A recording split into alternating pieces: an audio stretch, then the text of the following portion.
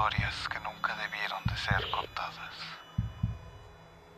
Relatos de lo inexplicable, archivos olvidados y testimonios escalofriantes que desafían la lógica. Aquí desenterramos lo prohibido, exploramos lo que otros temen y abrimos expedientes que nunca debieron ver la luz. Bienvenidos a Expedientes Malditos. El siguiente relato es presentado por Carlos, que nos comparte. Nunca fui alguien que creyera en cosas paranormales. El trabajo, la rutina, el tráfico, esas eran las cosas que realmente me agotaban, pero eso cambió una noche en el metro. Era tarde, casi medianoche, y apenas alcancé a tomar el último tren de la línea 3. Venía de una reunión del trabajo y el vagón estaba casi vacío con solo unas cuantas personas dispersas. Cada una estaba perdida en su mundo y pues me senté cerca de la puerta. Solo quería llegar a casa y dormir. Así que por eso me senté cerca de la puerta para realmente desconectarme hasta llegar a casa. Todo iba aparentemente normal hasta que llegamos a la estación Centro Médico. Y ahí es cuando subió ella. Una vista simple, parecía una mujer cualquiera, con ropa sencilla, con un cabello muy oscuro y lacio, y su rostro parecía estar completamente en la sombra debido a la baja iluminación del vagón. Pero había algo extraño, algo que no percibí de inmediato, al menos hasta que levantó la vista. Tenía una gran sonrisa. Y no era una sonrisa amable o casual, era algo sobrenatural, amplia, fija, completamente fuera de lugar. Yo pensé que nadie sonríe así sin algún motivo y mucho menos a un extraño, y sobre todo a esa hora en el metro. Al principio traté de convencerme de que era solo una pasajera más, pero algo estaba mal. La sensación era tan intensa que cuando volví a mirar, me di cuenta de que las otras personas también parecían incómodas. Un tipo frente a mí fingía mirar su teléfono, pero realmente estaba echando miradas rápidas hacia mí. La siguiente persona se fue preparando hacia la salida para salir en cuanto lleguemos a la siguiente estación. Yo intentaba no prestarle atención, pero no podía evitarlo. Con cada estación que pasaba, parecía estar más y más cerca. Primero de pie al lado del vagón, luego unos asientos más cerca, y cuando llegamos a Etiopía, cuando bajaron casi todos, quedamos apenas 3 personas en el vagón. Fue entonces cuando la noté frente a mí. No recuerdo haberla visto moverse, pero ahí estaba. La sonrisa seguía ahí, fija, como si fuera parte de su rostro. Sus ojos parecían vacíos, sin ningún tipo de emoción, solo mirándome. El ambiente se volvió insoportablemente pesado y nadie decía nada. El silencio era tan denso que el sonido del tren sobre los rieles parecía ahogarse en él.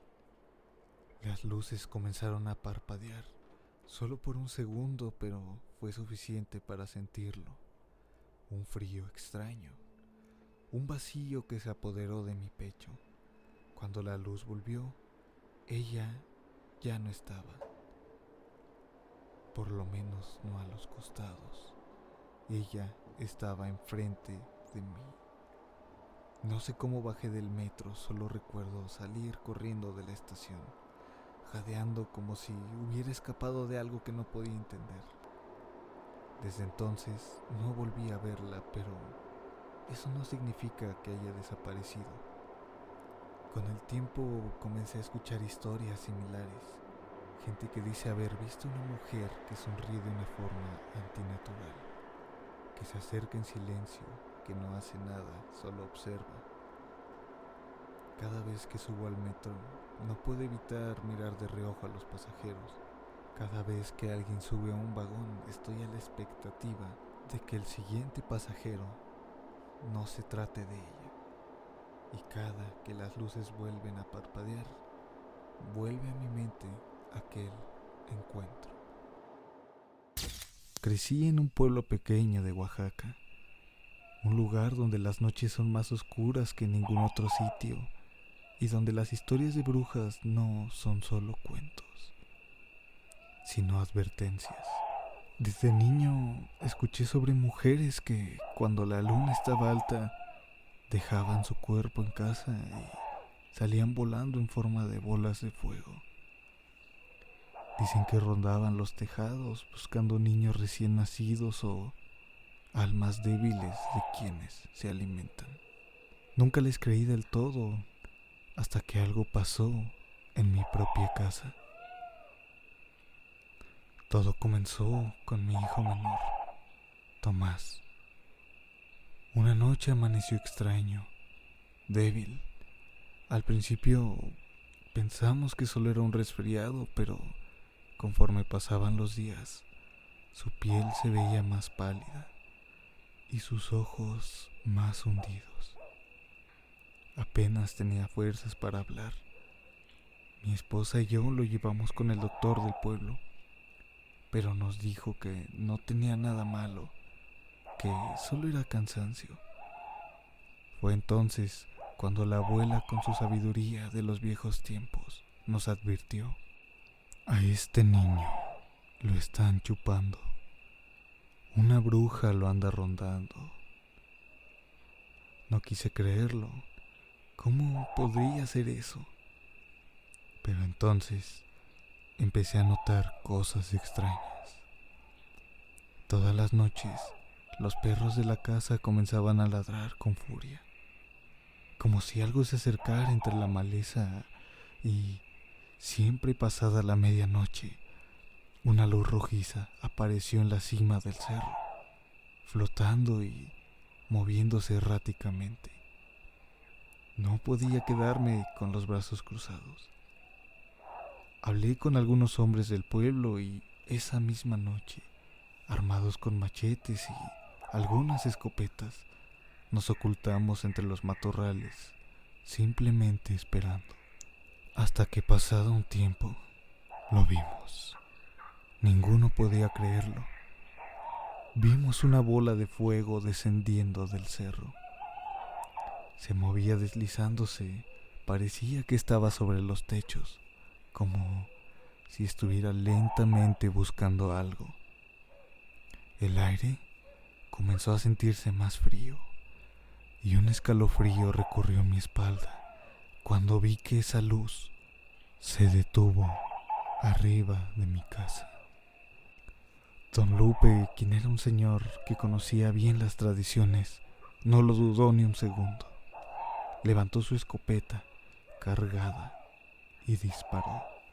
Fue entonces que se escuchó un grito, y eso me heló la sangre. Era un sonido que aún no podría describir, como si fuera humano, pero al mismo tiempo no. Al parecer la luz cayó y desapareció antes de tocar el suelo. Nos acercamos al sitio donde hubiese caído y solo encontramos un guajolote de un gran tamaño. Tenía las plumas erizadas y los ojos abiertos. Parecía que estaba agonizando. Nadie dijo una palabra realmente. Solo nos limitamos a mirarnos entre nosotros. Pero todos sabían lo que significaba. Y a la mañana siguiente, la noticia nos llegó muy rápido. Fue al otro lado del pueblo, en una casa vieja y solitaria, donde encontraron a doña Martina. Nadie la había visto en días, pero todos la conocían. Era una mujer reservada, de mirada profunda y pasos silenciosos. No tenía familia y siempre se decía que habían cosas que nadie más debía de saber. La encontraron en el suelo de su cuarto, tendida boca arriba, con los ojos abiertos y el cuerpo helado. No tenía heridas, pero su expresión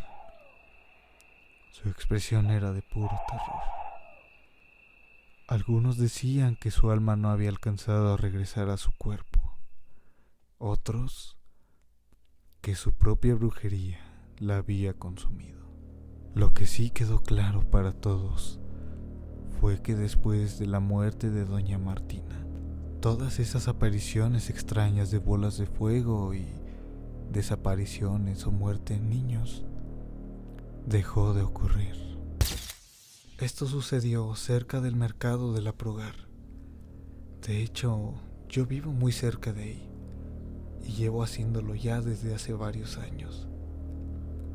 Lo que me ocurrió fue cuando mi hija estaba pequeña. Un día en la noche fuimos precisamente al mercado de la Progar. Necesitábamos comprar unas cosas y, pues bueno, estábamos acostumbradas a salir a comprar sin problemas. Ese día, al salir, la vibra se sentía algo extraña. Y estoy bastante segura de ello porque no fui la única que lo notó. Mi hija también se sentía de alguna manera extraña. Entonces, en el camino notamos algo bastante peculiar. Un perro negro de un gran tamaño nos estaba siguiendo. Al principio pensamos que se trataba de cualquier perro callejero. Ya saben, el típico perro que te sigue porque lo acaricias o porque busca comida. Pero este no era el caso. Aquel perro nos seguía y de hecho nos siguió durante todo el camino hasta el mercado. Y si bien no estaba lejos, era extraño que te siguiera por alrededor de 7 cuadras. Entonces, hicimos las compras que debíamos de hacer, pero algo peculiar sucedió. No importaba a dónde fuéramos, el perro nos seguía sin importar a dónde entráramos.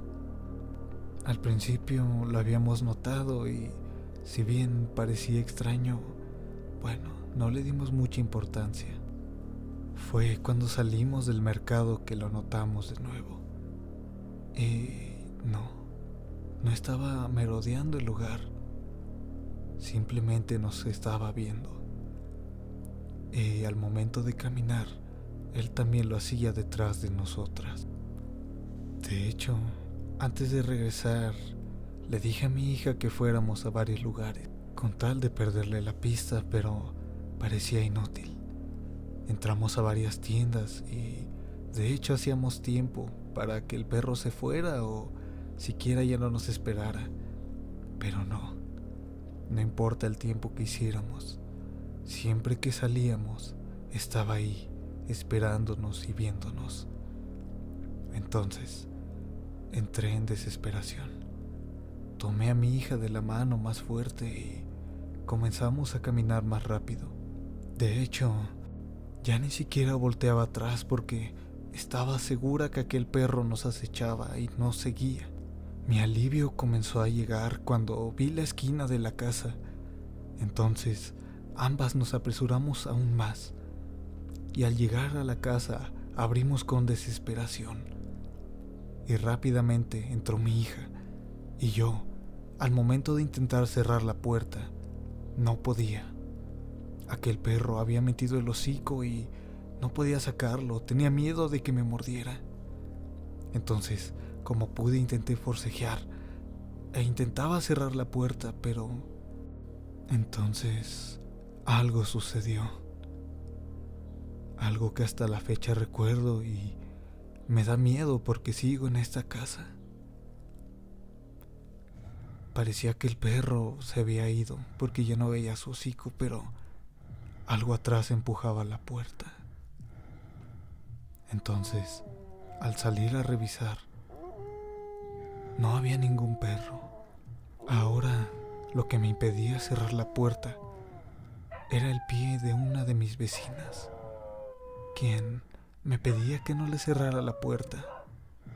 Esto me dejó bastante desconcertada y yo le preguntaba si no había visto al perro. Ella en un principio parecía haber evitado la pregunta y entró. Subió hacia su casa y de una manera muy casual me dijo que no había nada en la calle, solo ella. Después de aquel incidente, antes de salir siempre revisaba que no estuviera aquel perro, pero después de aquella ocasión jamás lo volvimos a ver. Nunca creí en esas cosas, para mí eran solo historias inventadas por gente con demasiada imaginación, hasta que me pasó. Era una noche fría y ya era tarde, el metro estaba casi vacío. Venía de una reunión bastante larga y estaba bastante cansado, y solo tenía la intención de llegar a casa. La idea de tomar el túnel para cambiar de línea me molestaba, pero pensé, es solo un transborde nada más. Los murales del túnel de la ciencia, que en otro momento me parecieron interesantes, esa noche solo parecían más oscuros, más fríos. No había nadie más ahí, solo mis pasos resonando en el eco del pasillo interminable. Al principio me tranquilizaba pensar que todo era normal, pero a mitad del túnel escuché algo, unos pasos. Al principio creí que alguien más había entrado en el túnel justo detrás de mí. No le di importancia, pero entonces noté algo extraño. Los pasos no coincidían con los míos. Cada vez que me detenía, el eco continuaba por un segundo más, como si alguien más estuviera caminando detrás de mí. Me giré rápido y estaba vacío. Solo se veía el interminable pasillo iluminado por esas luces blancas y frías. Seguí caminando, pero esta vez iba más rápido. Pero los pasos también se aceleraron. No quería parecer paranoico, pero la sensación era imposible de ignorar. Era como si algo o alguien estuviera justo detrás de mí. Cada zancada, cada eco se sentía más y más cerca, hasta que fue demasiado cerca. Entonces sentí el aire frío en mi nuca. Me detuve en seco y el túnel estaba en completo silencio. Pero el ambiente se había vuelto pesado, demasiado opresivo. No podía ver nada fuera de lo normal, pero sentía una presencia, una que no necesitaba mostrarse para helarme la sangre. No miré atrás, solo me eché a correr con el corazón golpeando en mi pecho, cada paso resonando como un trueno en el vacío del túnel. La salida parecía cada vez más lejana, como si el pasillo se alargara con cada segundo. Cuando por fin llegué al final, giré por instinto y, para mi sorpresa, no había nada. Solo el vacío y el silencio en absoluto. La sensación de que algo se había detenido justo detrás de mí ya no estaba presente. Y realmente nunca he podido explicar lo que pasó esa noche. A veces pienso que fue un producto de mi imaginación, que me jugó una mala pasada alimentada de todos esos rumores. Pero desde entonces, cada vez que tengo que tomar el túnel de la ciencia, camino más rápido de lo habitual. Y aparentemente no soy el único. He escuchado a otros mencionar lo mismo y es la misma sensación de ser perseguido y escuchar los pasos cuando el túnel está completamente vacío. Quizás realmente haya una explicación convincente para esto, o realmente hay algo en el túnel de la ciencia que nos persigue y camina detrás de nosotros cuando creemos estar solos. Crecí en un pequeño pueblo en Oaxaca. rodeado de montañas y caminos de tierra, donde escuché historias sobre los nahuales, personas que pudieron transformarse en animales para vagar por la noche. Pero nunca imaginé que alguna vez me toparía con uno. Esto sucedió hace algunos años, cuando fui a visitar a mi abuela. Su casa estaba apartada, con solo unas pocas viviendas cerca y una milpa que parecía no terminar nunca. Esa noche, el viento soplaba fuerte y la luna estaba cubierta por nubes.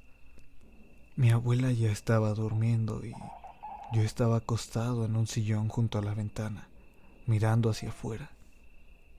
Fue entonces cuando lo escuché. Primero eran unos pasos lentos entre la milpa, luego un gruñido bajo, casi como un susurro en la oscuridad.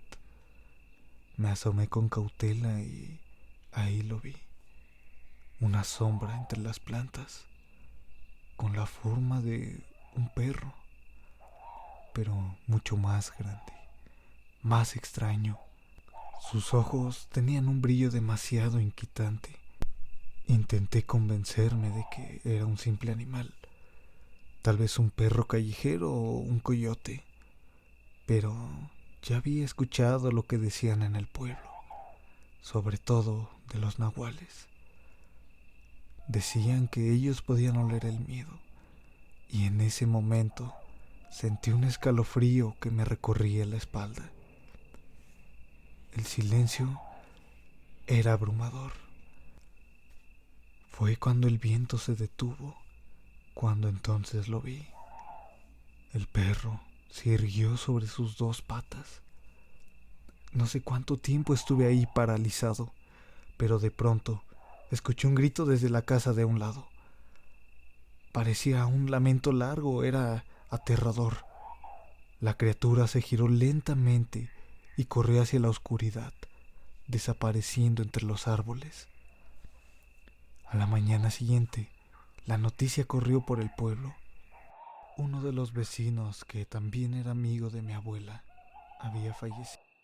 Dicen que tenía la fama de ser nahual y que algunas noches lo veían salir como un perro y regresar al amanecer como un hombre. Pero lo que más me inquietó fue lo que dijo mi abuela mientras prendía una vela por él. Cuando un nahual muere, su espíritu vaga un tiempo, buscando a alguien más para continuar el linaje. Esa noche volví a escuchar los pasos en la milpa. Desde entonces no he vuelto con mi abuela, pero aún recuerdo aquellos pasos y aquella inquietante figura erguida en dos patas.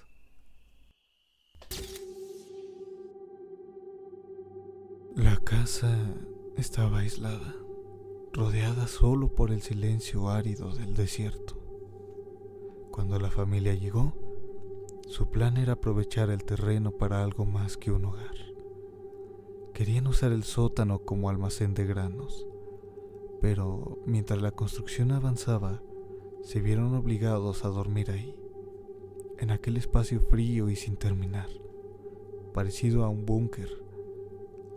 La única conexión con el exterior era una pequeña ventana que apenas dejaba entrar la luz o lo que fuera que hubiera afuera. La familia era pequeña. Mi prima, su esposo, quien tras un accidente de trabajo había perdido ambas piernas, y sus dos pequeñas hijas. Para proteger a su familia, el esposo había comprado perros guardianes. A pesar de sus limitaciones físicas, con la ayuda de su esposa se las arreglaba para mantener la rutina diaria. Pero una noche algo rompió esa tranquilidad. Ya estaban acostados. El esposo se había retirado sus prótesis y poco a poco todos fueron quedándose dormidos. Menos él. Un destello débil, casi imperceptible, llamó su atención. La casa aún no tenía luz eléctrica, solo contaban con viejas lámparas de aceite y, además, estar en medio del desierto no ayudaba. Realmente la localidad solo era para un punto de referencia, pero la casa estaba en medio de la nada. Lo que realmente lo inquietó no fue la luz. Si bien era extraño, lo más inquietante eran los perros. Comenzaron a ladrar con furia. Nunca antes los había oído así, como si quisieran atacar algo o a alguien. Quizás alguien los acechaba en la oscuridad, pero los ladridos crecieron, se hicieron cada vez más frenéticos, como desesperados. Después ya no parecían ladridos. Los perros parecían que estaban llorando, como si tuvieran miedo. Entonces no pudo más. Alarmado, despertó a su esposa, quien, sin dudarlo y como pudo, le ayudó a acercarse a la pequeña ventana. Y lo que vio al asomarse lo dejó frío. Eran bolas de fuego. Estaban saltando erráticamente frente a la casa, iluminando tenuemente el desierto con un brillo antinatural, como si estuvieran danzando en un ritual. El terror se apoderó de ellos, quienes rápidamente abrazaron a sus hijas y comenzaron a rezar sin detenerse, con la esperanza de que aquello desapareciera. La noche se hizo eterna. Solo cuando las luces se desvanecieron y los perros dejaron de ladrar, pudieron sentir un poco de alivio, pero no lograron dormir. Al amanecer, salieron a investigar. Lo que encontraron afuera los dejó sin aliento. Los perros estaban muertos. No había señales de pelea ni heridas, nada. Era como si simplemente hubieran dejado de existir, como una muerte natural. Ambos, con el miedo aún en el cuerpo, fueron al pueblo. Ellos creían que no les iban a creer su historia, pero al contarlo, fue cuando empezaron a escuchar lo peor. La gente del pueblo les hablaba sobre una bruja que, según las leyendas locales, rondaba por esas tierras. Una presencia oscura que, según se decía, buscaba llevarse la vida de las niñas. Aquella noche, al parecer, no había ido por los perros, sino que había ido por sus hijas. Hola, mi nombre es Raúl, y lo que viví una madrugada en Coajimalpa todavía me persigue. Trabajo como repartidor y muchas veces me toca conducir por la carretera México-Toluca, y reparto mayormente en las noches. Realmente es bastante tranquilo, el tráfico es casi nulo y el camino, aunque rodeado de cerros y árboles, pues es bastante ameno. O al menos eso creía. Esa noche hacía frío. La neblina cubría la carretera como una sábana densa y apenas se distinguían las luces de los pocos autos que pasaban. Llevaba un volumen bajo en mis audífonos para estar atento a cualquier eventualidad, pero entonces algo llamó mi atención. Al llegar a una curva, muy cerca a un terreno baldío, noté una silueta extraña, justo al borde del camino. Pensé que era un poste o un arbusto, pero cuando los faros iluminaron la zona, me di cuenta que no era ninguna de esas cosas. Era una figura muy alta, más de 2 metros de altura, con una forma humanoide. Lo aterrador es que tenía unas enormes alas plegadas a los lados, Instintivamente pisé el freno, pero en cuanto mis luces se iluminaron por completo, se movió. Su cabeza giró lentamente hacia mí y lo que me paralizó, dos ojos rojos, pequeños pero intensos, brillaban en la oscuridad. Su cuerpo era oscuro, cubierto de algo que parecía piel o una especie de plumas gruesas. Por un segundo me quedé viendo y no sé qué me aterrorizó más, su mirada o el hecho de que sentía que me observaba, como si supiera exactamente quién era y que realmente yo no debía estar ahí. Entonces, sin previo aviso, desplegó sus alas. Eran enormes, más grandes de lo que creí, y con un solo impulso se elevó en el aire, desapareciendo entre los árboles, al lado de la carretera. Honestamente, no me quedé para averiguar más. Aceleré sin mirar atrás, sintiendo el corazón martillándome en el pecho. Cuando llegué a casa, intenté convencerme de que solo era mi imaginación. Y así fue hasta la mañana siguiente, hasta que escuché una noticia que la verdad no creí de primera instancia. Un accidente había ocurrido exactamente en el mismo tramo de la carretera donde vi a esa criatura. Un tráiler se había volcado sin alguna razón aparente.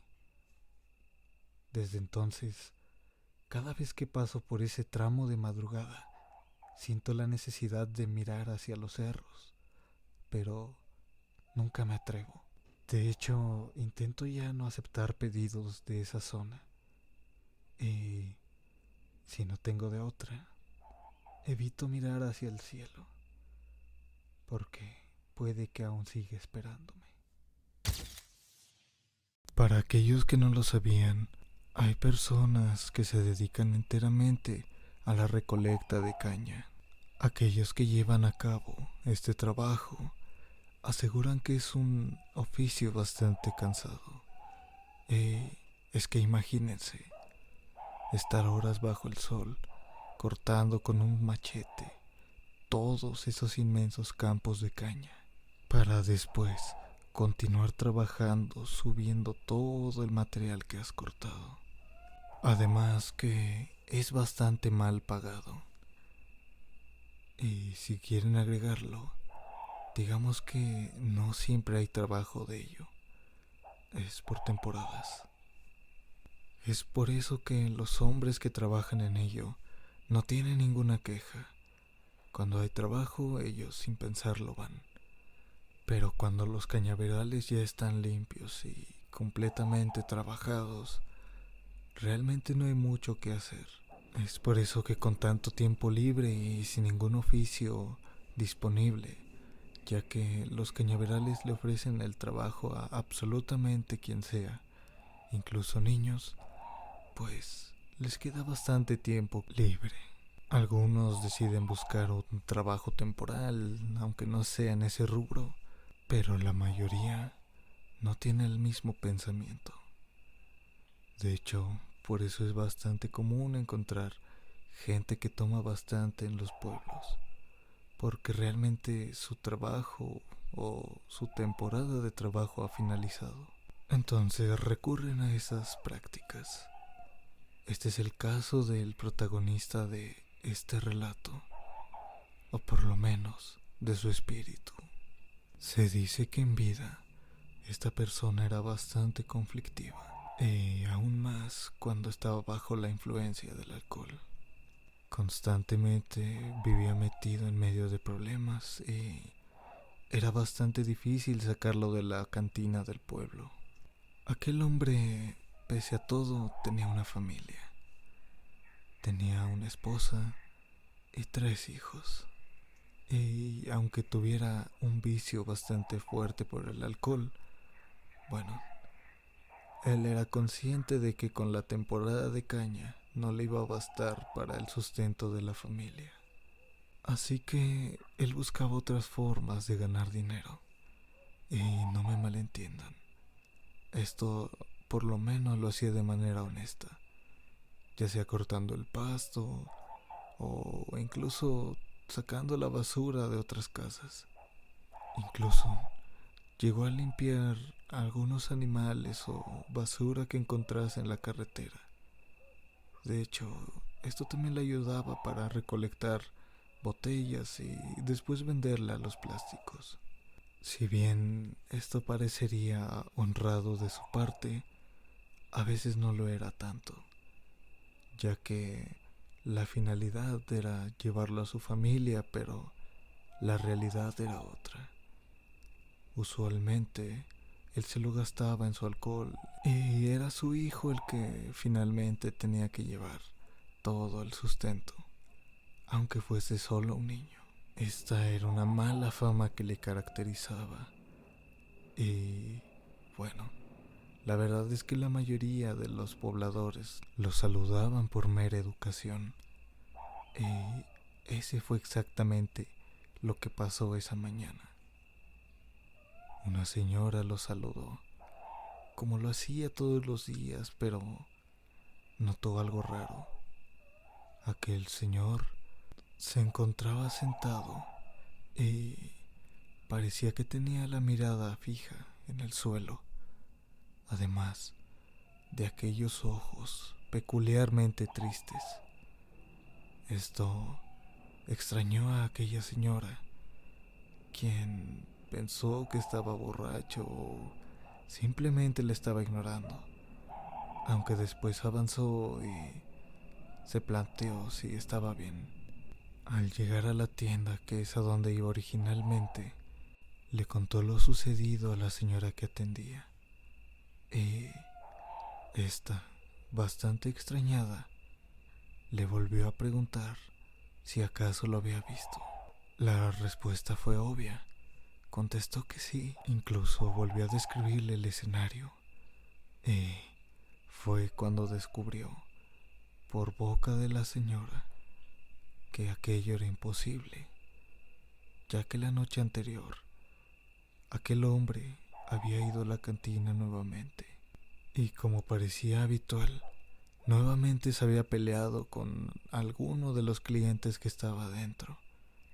Pero esta vez no solo quedó en golpes, ya que aquellos tipos lo habían asesinado a golpes. Al principio parecía una broma de muy mal gusto, pero al pasar frente a la casa de aquella familia, ahí estaba, un listón negro, y además parecían estar en una reunión luctuosa.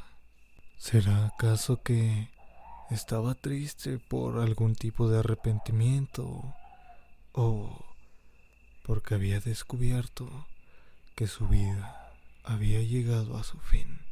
El siguiente relato es bastante cerca de la delegación Azcapotzalco. El relato cuenta que era ya de noche, aproximadamente las 10. La casa está situada en una calle bastante tranquila, ya que estaba lejos de alguna avenida. Es por ello que el silencio predominaba. La protagonista de esta historia es una señora que, como cualquier otro día, fue a hacer sus compras. Todo transcurría de manera normal. Iba a la tienda, fue a la panadería. Todavía se quedó hablando con alguno de sus amigos y familiares que estaban cerca de la calle. Todo parecía transcurrir con tranquilidad. Y de hecho, ella vio que ya era tarde. Regularmente cenaba con su familia a esa hora, así que decidió entrar a su casa y preparar su cena. Era un día de la semana, así que sus nietas al día siguiente iban a la escuela.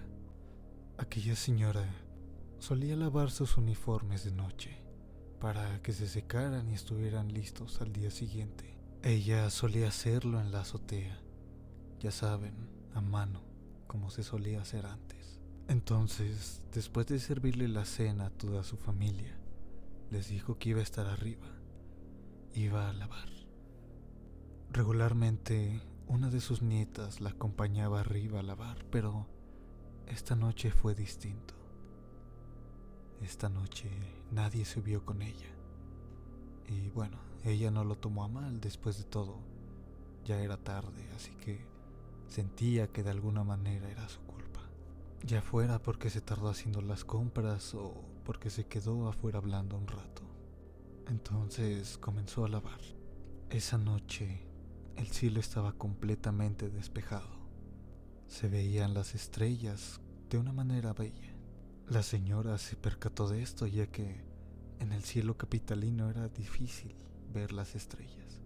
Contempló por un rato aquellas estrellas y continuó lavando. Aunque algo era distinto. Algo llamaba fuertemente su atención y de alguna manera se sentía incómoda, pero ella no sabía qué era. Decidió lavar un poco más rápido para así poder bajar antes, pero algo llamó su atención. Un aleteo sonaba bastante fuerte. No lo había escuchado, pero parecía que lo tenía ahí.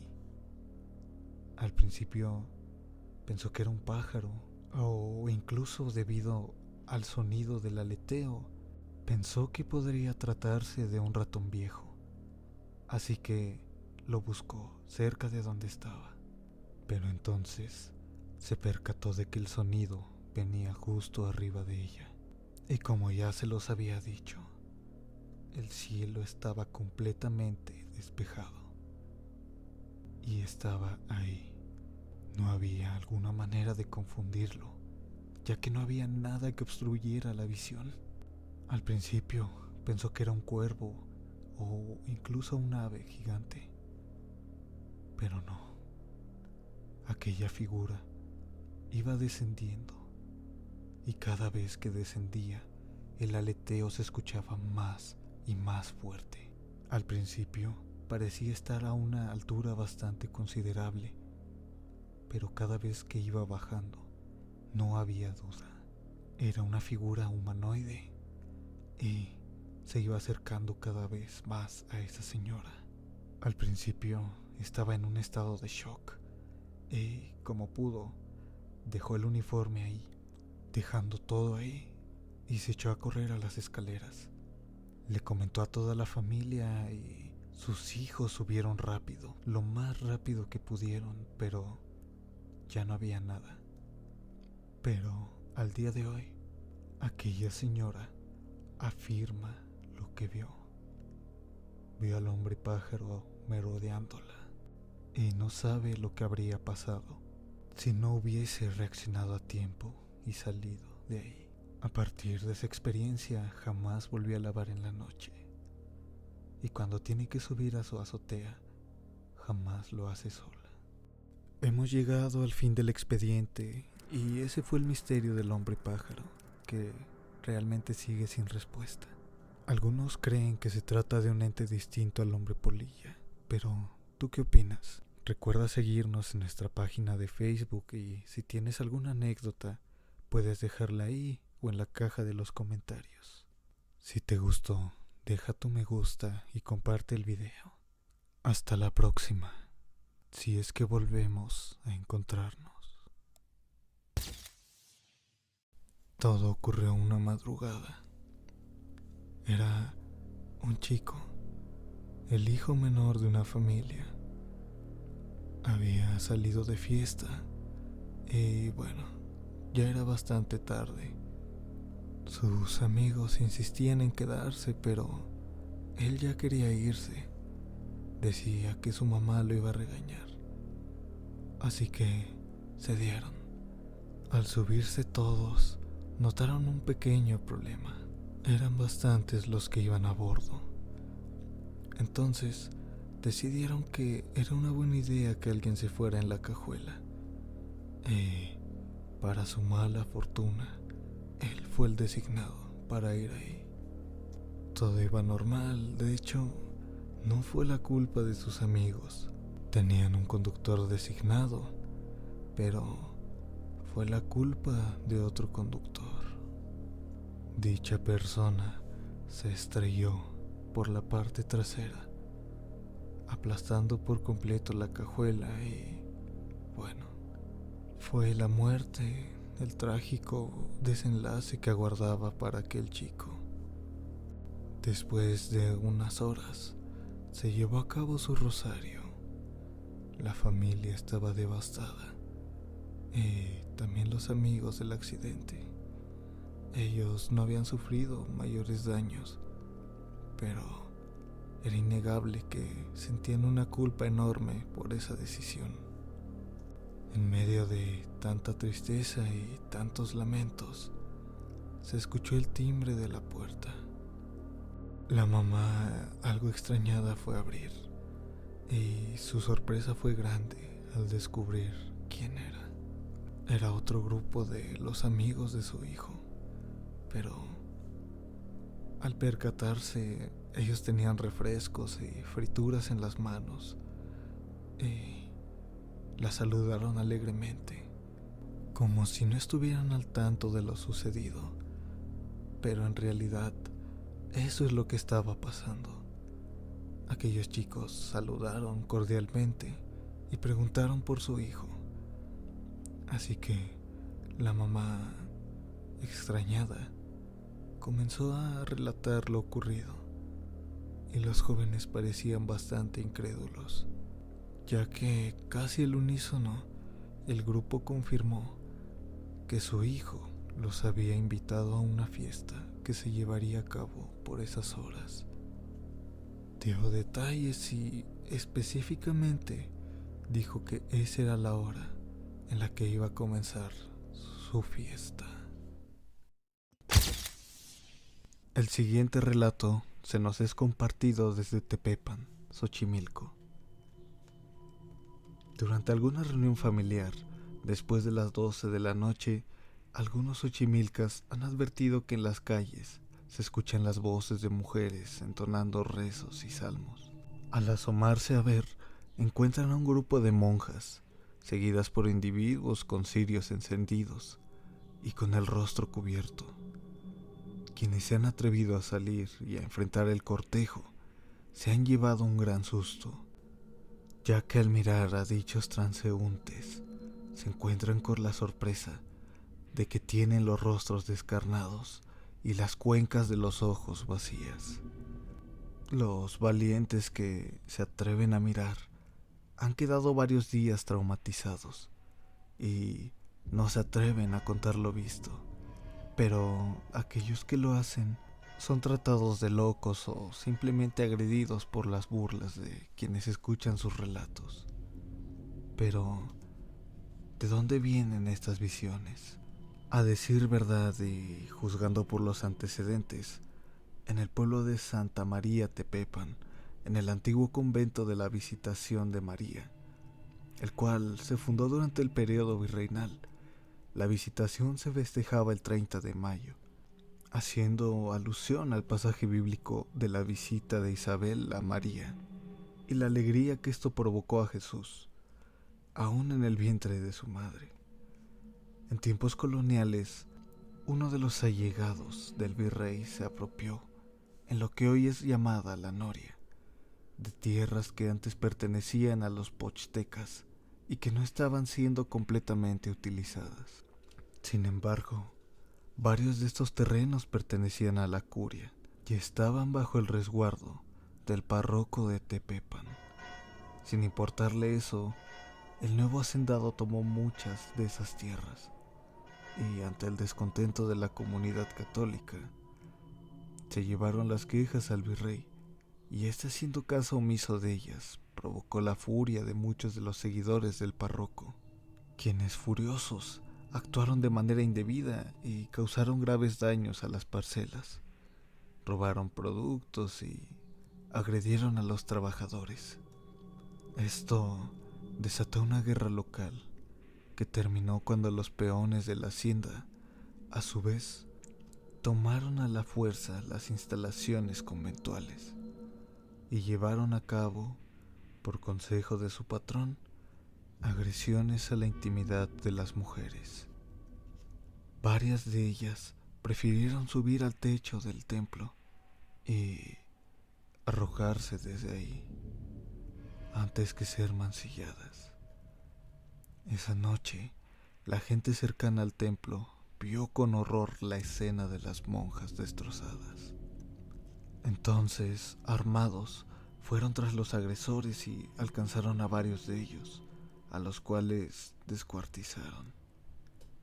El párroco logró salvarse y por la mañana al regresar le dieron cuenta de lo sucedido, pero no lo creyó hasta que vio a las monjas sobre tarimas frente al altar, cubiertas con sábanas blancas, rodeadas de flores y cirios, limpias de sus heridas y con las manos cruzadas sobre sus pechos.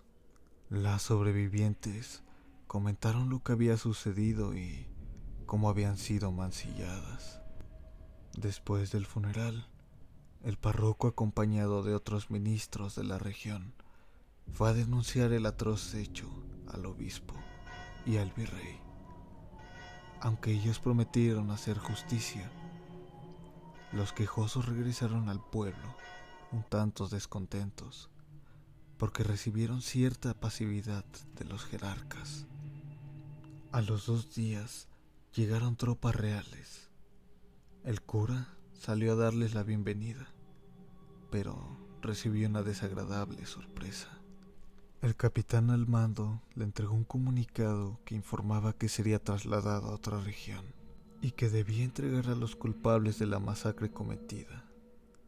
El sacerdote, desconcertado, pidió a la tropa que pasara al interior del templo y, apoyado por las monjas, creó una atmósfera de tranquilidad. Fue durante la comida que varias de las monjas contaron sus experiencias, pero los soldados no daban crédito a lo acontecido. Tanta fue la indignación que al terminar sus alimentos, que estuvieron de acuerdo en no arrestar a los seguidores del sacerdote e informar a sus superiores que estos ya habían huido hacia el norte. El párroco tuvo que irse, y la noche de su partida coincidió con el 30 de mayo, fecha en la que se escucharon por primera vez los rezos y cánticos dolorosos de las monjas fallecidas. Un día, el hacendado, harto de escucharlos todas las noches, buscó el origen de estos rezos, acompañado de algunos familiares, quienes se armaron para enfrentar lo que fuera. Pero grande fue la sorpresa al ver que los integrantes del grupo se retiraron sus capuchas y descubrían los horribles rostros que poseían, calaveras descarnadas y cuencas vacías.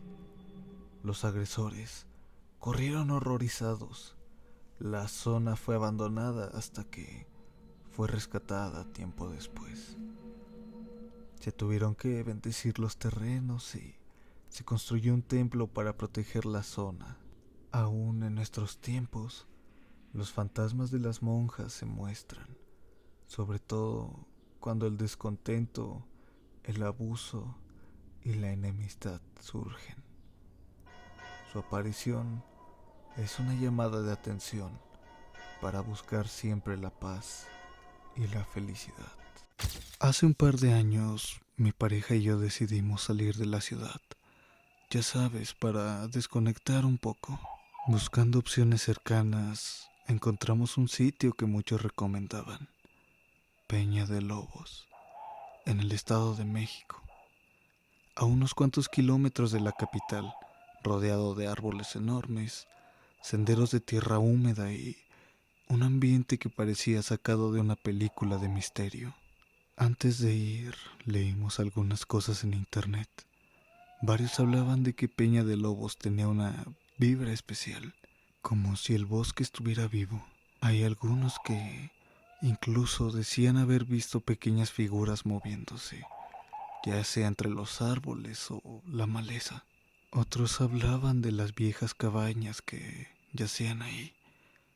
Algunos dicen que parecen olvidadas por el tiempo y hay otros que aseguran que son cabañas completamente normales. aunque es innegable que tienen mala fama después de haber aparecido en La Mano Peluda.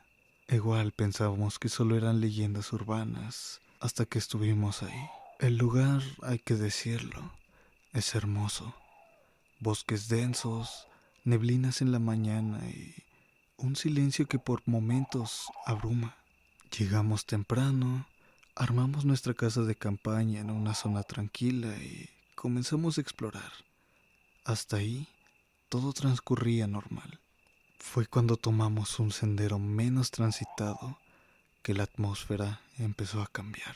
No sé cómo describirlo, pero al llegar a cierta zona, el aire se volvió más denso. Ni un solo pájaro se escuchaba. Los árboles eran tan altos y cerrados que apenas si entraba luz. Ayudaba bastante que estábamos juntos, pero también nos sentíamos observados. Y lo más raro es que parecía que esa sensación venía de una ardilla. Sí, una simple ardilla que apareció entre los arbustos.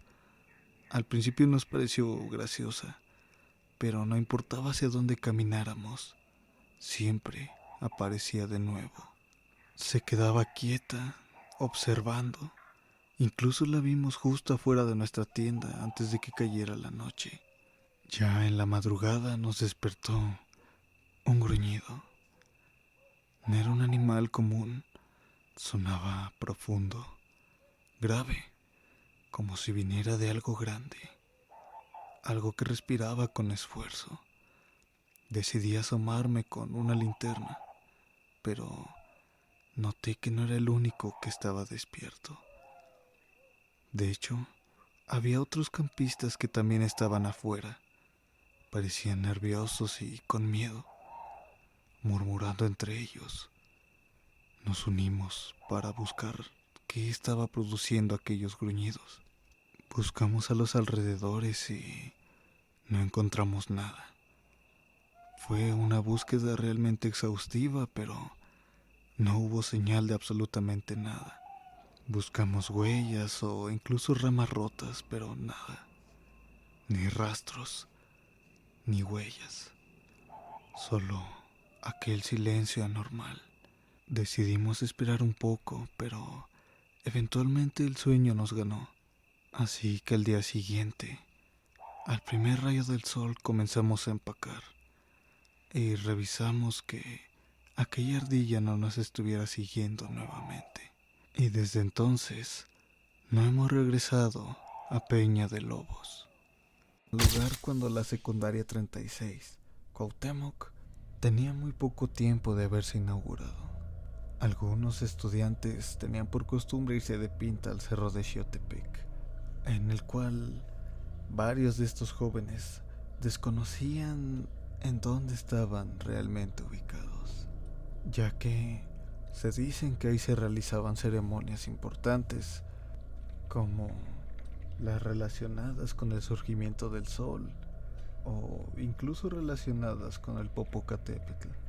Además, en estas zonas hay vestigios arqueológicos, como un pequeño chacmul realizado en una de las piedras del centro del cerro.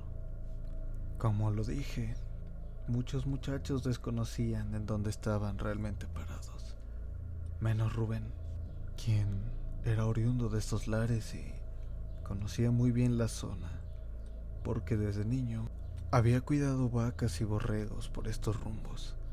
Por eso sus compañeros confiaron con seguridad en él. Cuando uno de sus amigos preguntó por qué se ponían cruces en lo alto de la montaña, Rubén explicó que servían para no dejar salir al diablo que habitaba en el interior del cerro. Entonces les propuso mostrarle la entrada de la conocida cueva del diablo. Fermín, otro de sus compañeros, comenzó a burlarse de él. Rubén no reía y Fermín insistió en que lo llevara hacia aquel sitio. Entraron, pero no demasiado. Se quedaron en un sitio en donde aún diera la luz. Otro de los amigos pegó un grito, advirtiendo sobre un peligroso tobogán que estaba frente a ellos. Pero una nube de murciélagos los embistió, haciendo caer al tobogán a Fermín, el cual dio gritos espantosos entre golpes de piedras. Comenzó a perderse en un silencio inexplicable que dejó atónitos a todos sus amigos. Rápidamente dieron aviso a todas las autoridades. Un grupo de rescatistas entró a la cueva hasta cierto espacio, pero no encontraron rastro de Fermín. Fue después de 3 días que vieron bajando por el cerro a un muchacho pálido, con el uniforme de la secundaria roto, y olía muy mal. Nadie se atrevía a acercarse con él, hasta que llegó al camino del centro del pueblo, y fue directamente a la iglesia de Santa Cruz, donde el párroco lo recibió, y después de meterlo a bañar y prestarle ropa, le dieron algo de comer y beber. Fue entonces que Fermín relató lo acontecido. Después de haber caído en aquel tobogán de piedra, tuve como única opción subir con mucho esfuerzo la barda que parecía mostrar una luz muy leve. Cada que parecía que podía lograrlo, resbalaba y caía nuevamente. Entonces tuve que buscar otra salida. Perdí la noción del tiempo, pero caminando en aquella cueva, llegué a un sitio con bastante espacio. Llegué a un sitio con varios desniveles rocosos, en forma de templos antiguos. Recogí algunas figuritas de barro y de piedra verde, y me las guardé en los bolsillos de mi pantalón. Me topé con 2 caminos y me pregunté a cuál debía de seguir. Me senté y, después de pensarlo y siguiendo la lógica, caminé hacia la izquierda. Seguí un gran trecho con poca luz. Casi todo el tiempo estuve agachado hasta que mis piernas y todo mi cuerpo ya no dio más. Poco a poco me quedé dormido y cuando desperté escuché unas voces. La luz era muy tenue, pero alcancé a ver la maleza, algo nuevo en mi camino. Como pude, me abrí paso hacia aquella luz. Así fue como llegué a la luz, la que vi en todo su esplendor. Mis pulmones se saciaron con todo el aire que parecía estar encajonado en aquella cueva. Fue entonces que Fermín sacó varias figuras hermosamente realizadas, las cuales sirvieron como una muestra de la veracidad de esta historia. Por hoy hemos llegado al fin de este expediente. Los relatos de hoy fueron traídos a ustedes gracias al señor Efrén Romero Acuña, derivado de su libro Leyendas Olvidadas de Xochimilco. Y si les gustaron, no olviden dejar su me gusta, suscribirse y si tienen otra historia similar, pueden compartirla en nuestra página de Facebook o en los comentarios. Nos vemos en una próxima edición, si es que volvemos a encontrarnos. Esto ocurrió hace unos años, durante un viaje escolar. Yo estaba en la prepa e íbamos en un autobús hacia el parque ecológico. El camino fue largo, así que los profesores de regreso decidieron hacer una parada para que pudiésemos estirar las piernas. Había una zona boscosa cerca de la carretera, con espacio para sentarse y, bueno, mis compañeros lo aprovecharon para hacer una pequeña fogata. Era de tarde cuando hicimos aquella parada y estaba oscureciendo. Parecía que no era parte del plan, pero igual querían que disfrutáramos algo más natural. La mayoría del grupo estaba rodeando aquella fogata, pero mi amiga y yo nos separamos un poco para conocer un poco más aquel bosque. Caminamos unos metros hacia adentro y fue ahí cuando lo vimos. Un anciano salió de entre los árboles. No hizo ningún ruido al acercarse. Lo notamos ya que estaba prácticamente frente a nosotros. Se veía raro, sobre todo por su mirada, la cual posó sobre nosotros fijamente y con una voz grave, pero calmada, nos dijo que nos fuéramos pronto y que ese lugar no era seguro cuando oscurecía, ya que por la zona, y de hecho hacia campistas, ya habían ocurrido varias desapariciones. Mi amiga y yo nos volvimos a integrar a la fogata, pero igual estábamos un poco alejados aún. E intenté pensar que aquellas palabras solo eran una broma de aquel señor, pero ¿por qué se tomaría el tiempo de bajar y advertirnos sobre aquello? Fue entonces que algo comenzó a sentirse raro. Entonces volteé hacia el bosque y una luz blanca y brillante iluminaba fuertemente, pero no parecía natural. No parecía venir de una linterna o de un foco, ni siquiera de una lámpara. Entonces comenzó a distinguirse una figura humanoide. Yo no podía creerlo, así que rápidamente le dije a mi amiga que mirara aquello. Y ella, sin pensarlo, me tomó del brazo y me jaló rápidamente. Ambos ya estábamos por subir al autobús, pero antes de hacerlo, nos percatamos de que todos nuestros compañeros se dirigían de igual manera hacia el bus. Algunos comenzaron a gritar y otros llegaban aterrorizados detrás de nosotros. Jamás hablamos sobre el tema realmente, pero yo intuyo que vieron exactamente lo mismo que nosotros.